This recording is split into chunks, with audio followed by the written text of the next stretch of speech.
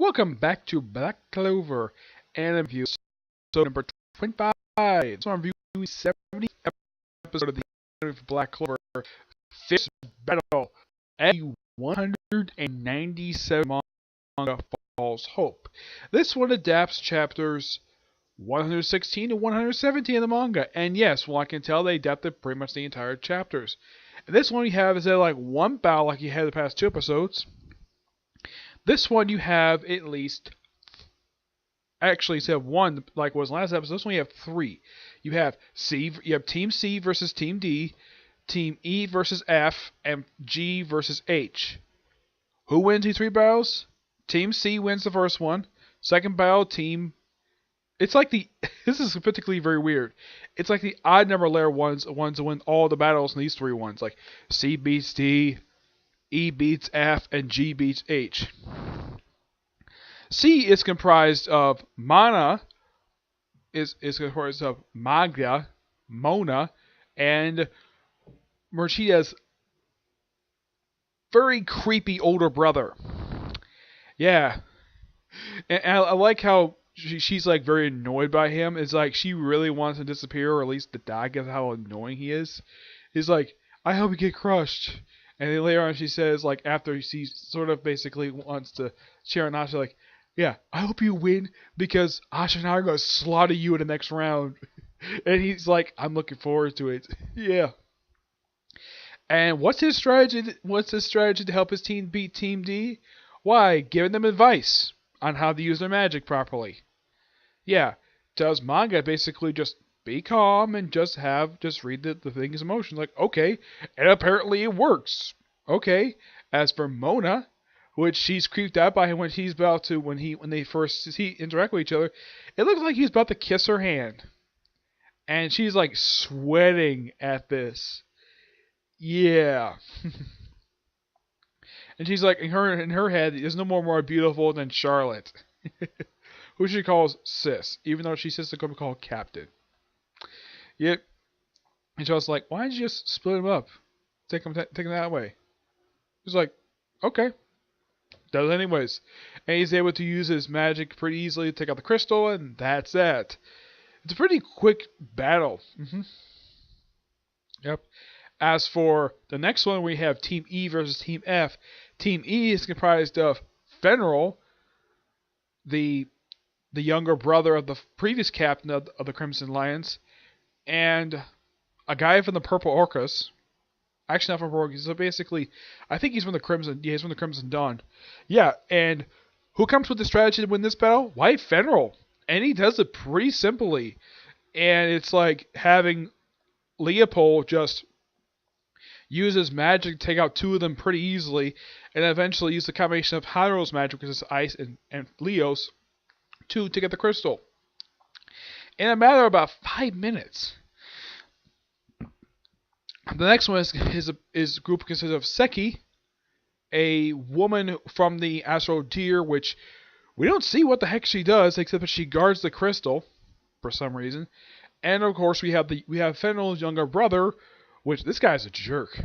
Yeah, anybody can tell. This is probably the first time he's appeared since the start of the start of the Witch's Forest arc. Yeah, that's the last time physically appeared. So it's been a little while, not particularly too long. I'd say when he first showed up here from the manga, it probably had been a good about 30 chapters since he last showed up.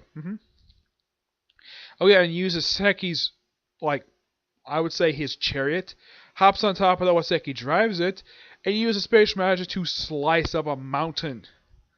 And takes out the crystal pretty easily. It's by far, of the three battles, the quickest one I have seen in the entire episode. And of course, the episode ends with Fenrir and his younger brother just having a brief spat, and then that's really for that. One of the highlights of this episode is like Mimosa basically blushing at Asha holding her while they're flying on a broomstick. Yep. While they're flying to get off the battlefield, you see the adorable Charmy is still sitting on the Wizard King's lap, and of course the king, the Black Clover King, the Clover King, the Clover Kingdom, just basically chastising, commenting on the whole spatial magic thing. Okay. And not that's really much it. Oh yeah, we also have we also have Noel and calling the guy who's basically mentor, calling him Four Eyes. For a weirdo, so it's quite funny. Yeah, but it's something though. You have an episode that's 2 chapters, and I would say the longest of these 3 battles is probably the first one. That would take up that was the longest amount of time because in the case of 3 of them, the third one is the shortest. And it's just a quick, like 2 minute, at least about 1 minute battle. In the case of the second one, that one was slightly longer. Like that one took up a good about 5 minutes of the episode when it's not like cutting back to everybody else. I would say the longest is probably the first battle. We see Maga when he takes up these wolves, and he makes a flame baseball bat. Anybody can tell he makes a baseball bat, and basically he hacks like a hitter. He creates these fireballs they right at these wolves. Eventually he's able to take out the guy making the wolves pretty easily, thanks to some advice from Mimosa's creepy brother. I do agree the guy is creepy. He keeps saying how beautiful he is. Like, I keep thinking this guy kind of reminds me of a few other characters I've seen from other anime, where a guy cares about his good looks more than actual like participating in actual battle. Like I know this has also happened in Fairy Tail, where I think it's that one guy, Blue Pegasus. He cares more about his good looks than, let's say, his actual combat experience. Yeah. But that's it when it comes to that particular thing. It was a good episode, but pretty quick episode. Of course, next week it looks like it's going to be the next couple battles of the entire thing. And it looks like possibly moving the next round for the next episode. Okay, now move on to the newest chapter. Ball's Hope. First we see Noelle for about 2 panels. Yep. And she still looks like she has part of her shoulder exposed. And we see the demon, who showed up in the last chapter. I was just like, what the hell is that? That creepy looking thing. Yeah, he's wondering about that too. And then Lasat basically is like, kind of like, don't screw me. He's like, disappear. And apparently he kills him. And you have Asha, You also see Noelle briefly in the background. She doesn't really do anything this whole chapter. Yeah. She just basically says a couple words, and that's basically Asha, and they go after the demon. Some brief fighting. We see Noelle again. Of course she doesn't do anything this whole chapter. We see Lisette, and apparently this guy apparently revealed he's actually a big fat liar. Yep. Like so that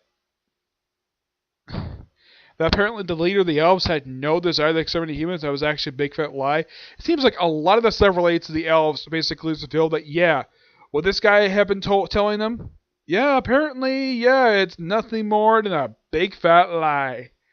Yep. Like, and he was supposed to be a pawn of his. He thinks he's too funny. And then, of course, you have Asha and basically going to attack him. And the chapter ends with both of them basically say, if you're going to get that way, you're going to be destroyed. And then the thing ends, and you see Noelle briefly again.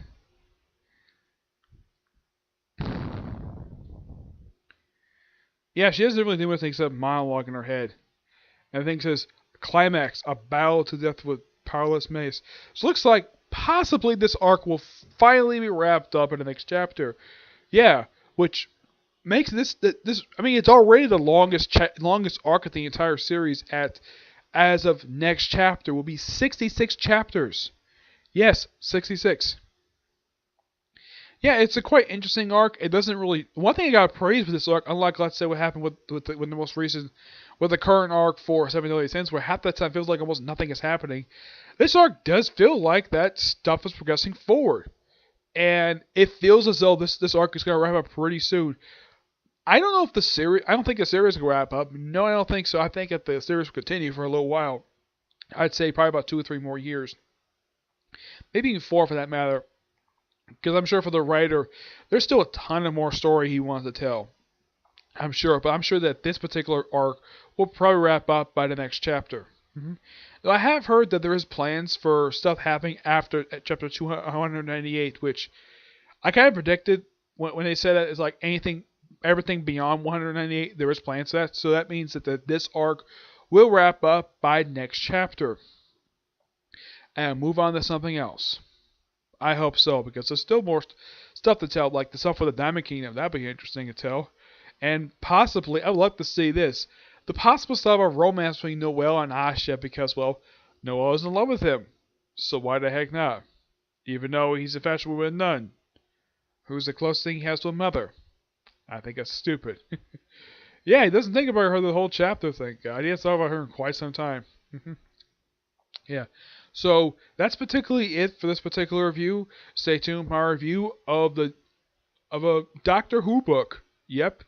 Because, well, I brought the novel reviews back. Why not talk about Doctor Who book? I mean, last episode was a Star Trek book. Now we're talking about Doctor Who, okay? But do see you next review. Bye.